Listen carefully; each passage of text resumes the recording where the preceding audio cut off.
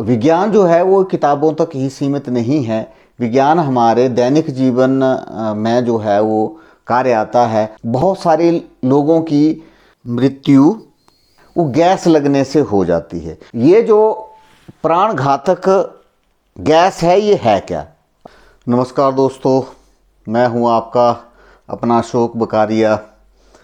आज मैं एक नए विषय के साथ आपके समक्ष उपस्थित हुआ हूं। मित्रों, मैं ये बता देना चाहता हूं कि मैं बीएससी ऑनर्स हूं, बीएड हूं और एमए पॉलिटिकल साइंस हूं। 16 वर्ष का मेरा राजकीय विद्यालय में यानी सरकारी स्कूलों में पढ़ाने का अनुभव रहा है और साथ में मेरा जो रुचि है वो सभी सब्जेक्ट्स में है थोड़ी सी। तो थोड़ा मैं आपको हर सब्जेक्ट का जो कुछ कंसेप्ट्स होते हैं, हार्ड स्पॉट्स होते हैं, उनको मैं आपको बताता हूँ। और साथ में विज्ञान जो है वो किताबों तक ही सीमित नहीं है। विज्ञान हमारे दैनिक जीवन में जो है वो कार्य आता है और दैनिक जीवन में जो घटनाएं या प्रक्रियाएं होती हैं उनका विश्लेषण जो है विज्ञान अपने तरीके से करता है ताकि समस्याओं का समाधान हो और जो रूढ़ियां हैं वो समाप्त हों।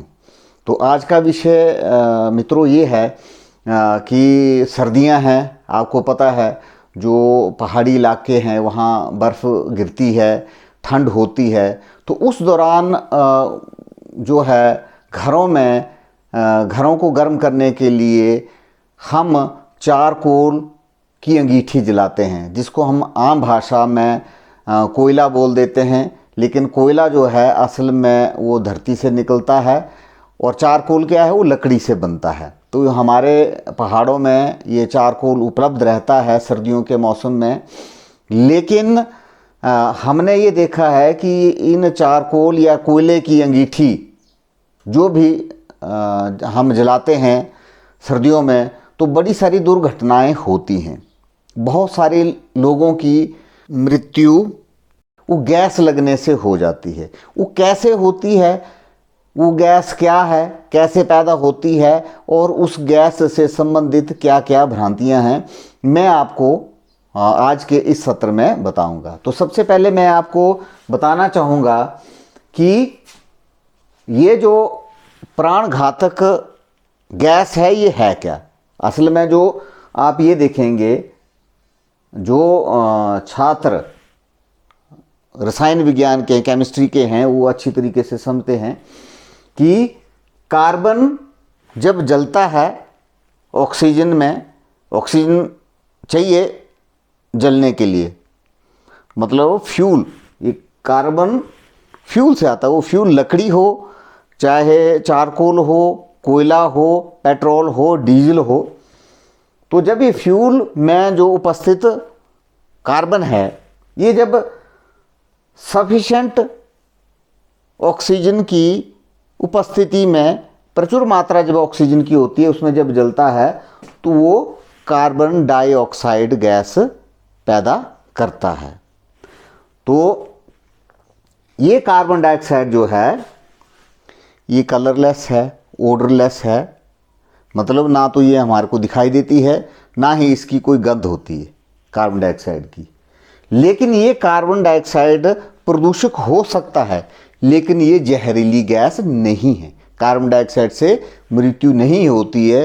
अगर इसकी मात्रा 50% वायु में या उससे अधिक ना हो जाए तो वो बात अलग है। लेकिन ऐसे जब भी अगर कमरे में हम अंगीठी जलाएंगे और कार्बन डाइऑक्साइड पैदा होगी प्रचुर मात्रा में ऑक्सीजन के, तो ये कार्बन डाइऑक्साइड पैदा होगी और ये कार्बन डाइऑक्साइड जो है ये हानिकारक नहीं है, घातक नहीं है, फैटल नहीं है। दूसरा, जब ये कार्बन जो ईंधन का, ये फ्यूल का जो कार्बन है, ये जब ऑक्सीजन की इनसफिशिएंट मात्रा में यानी कम मात्रा में जब जलता है तब ये गैस पैदा होती है CO, कार्बन मोनोऑक्साइड। मतलब उसमें एक ऑक्सीजन है, इसलिए इसको कार्बन मोनोऑक्साइड कहते हैं। यहाँ क्या है, इस अणु में कार्बन का एक परमाणु और ऑक्सीजन के दो परमाणु हैं, तो ये कार्बन डाइऑक्साइड, डाई मतलब दो, मोनो मतलब एक। तो जब कोई भी ईंधन का कार्बन वायु की ऑक्सीजन के साथ जब वो प्रचुर मात्रा में होती है, जलता है, तो कार्बन डाइऑक्साइड पैदा होती है और ऊष्मा पैदा होती है, गर्मी पैदा होती है। दूसरी तरफ अगर ये कार्बन, ईंधन का कार्बन, फ्यूल का कार्बन कम ऑक्सीजन की मात्रा में जले तो हानिकारक गैस कार्बन मोनोऑक्साइड पैदा करता है, और ये कार्बन मोनोऑक्साइड प्राणघातक है, फैटल है। तो ये तो हमें पता चल गया कि ये फैटल है। तो कैसे रोका जाए? क्या हमें फिर सर्दियों में चारकोल की अंगीठी, कोयले की अंगीठी नहीं जलानी चाहिए? नहीं, ऐसा नहीं है। ये कार्बन मोनोऑक्साइड तभी पैदा होती है जब हम कमरे की खिड़की, दरवाजे सारे बिल्कुल एयर टाइट कर देते हैं, बाहर की वायु अंदर नहीं आ सकती है। और जब ये ईंधन का प्रज्वलन होता है, कार्बन जब जलता है ऑक्सीजन के साथ, तो शुरू में तो कमरे के अंदर जो वायु है उसमें ऑक्सीजन की मात्रा अधिक होती है, तो कार्बन डाइऑक्साइड पैदा होती है। लेकिन जब धीरे धीरे ऑक्सीजन कंज्यूम होना शुरू हो जाती है, कम होना शुरू हो जाती है, ख़त्म होना शुरू हो जाती है, तो ये कार्बन ऑक्सीजन के साथ इनसफिशिएंट ऑक्सीजन के साथ मिलकर के कार्बन मोनोऑक्साइड, जो प्राणघातक है, ये पैदा करती है। और ये कार्बन मोनोऑक्साइड गैस भी रंगहीन और गंधहीन है, कलरलेस और ओडरलेस है। यानी जब ये पैदा होती है तो ये ना तो हमें दिखाई देती है और ना ही हमें इसकी गंध आती है। ये सूंघ के हम पता लगा लें कि ये कार्बन मोनोऑक्साइड अब बनना शुरू होगी तो हम खिड़की दरवाजे खोल दें, नहीं। होता ये है, जब भी व्यक्ति कमरे के अंदर बिल्कुल खिड़कियां दरवाजे बंद करके चारकोल की अंगीठी सेक रहा होता, तो धीरे धीरे कार्बन मोनोऑक्साइड उसमें बनना शुरू होती है। जब ऑक्सीजन की कमी होना शुरू हो जाती है कमरे के अंदर, तो धीरे धीरे व्यक्ति जो है अचेत हो जाता है, यानी बेहोश होना शुरू हो जाता है। और अंत में अगर समय रहते किसी को पता नहीं चलता है, खिड़की नहीं खोलते हैं, दरवाज़ा नहीं खोलते हैं, तो उसकी मृत्यु हो जाती है। तो ये बिल्कुल शांति से मृत्यु को प्राप्त होते हैं और बहुत नुकसान होता है, हमारे मानव जीवन का नुकसान होता है। तो अब इसमें भ्रांतियाँ ये हैं, कुछ लोग ये कहते हैं कि कोयले की अंगीठी को, चारकोल की अंगीठी को पहले बाहर आप जलाओ, और जब उसमें से गंध आना बंद हो जाए, इसका मतलब कि प्राणघातक कार्बन मोनोऑक्साइड उससे उड़ गई है, ये कोयले की गैस जो है, वो घातक गैस जो है उड़ गई है। लेकिन ये भ्रांति है। जब पूरी की पूरी अंगीठी धधक जाएगी, पूरी जल जाएगी, मतलब पूरे अंगारे पूरे उसमें होंगे, यौवन में होंगे और अंदर लाएंगे, तभी तो कार्बन मोनोऑक्साइड पैदा होना शुरू होगी।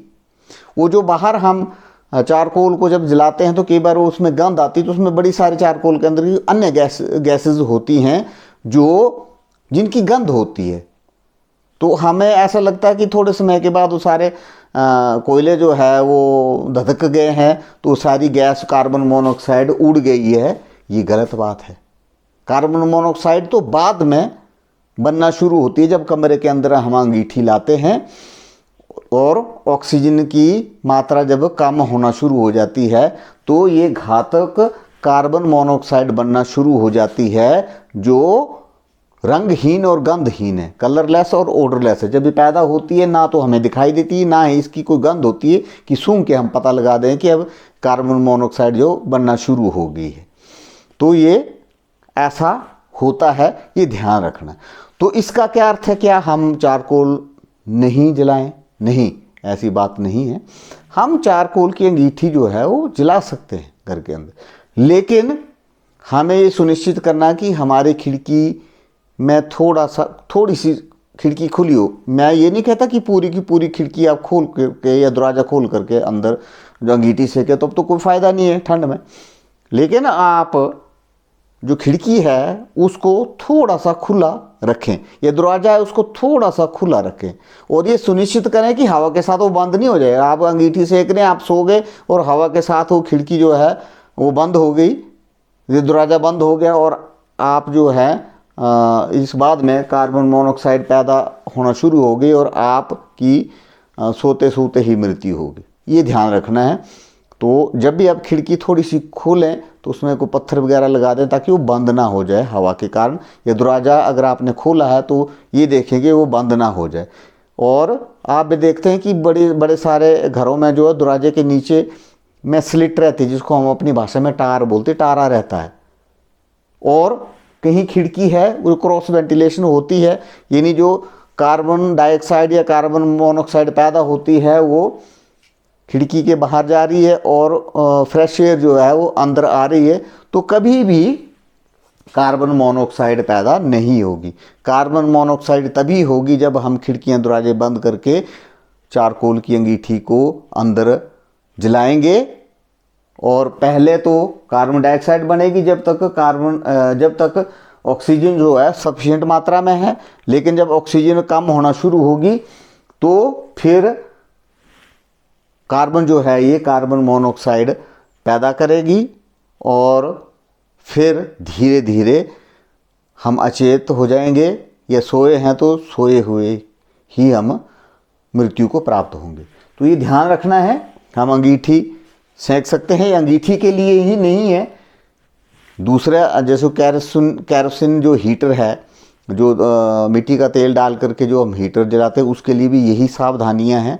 या अन्य कोई हम ईंधन जलाते हैं जिसमें ऑक्सीजन प्रयोग होती है और दरवाजे हम बंद कर देंगे, तो वहाँ भी ये कार्बन मोनोऑक्साइड पैदा होगी कुछ समय के बाद। तो ये ध्यान रखना है, अंगीठी सेकें लेकिन ध्यान से।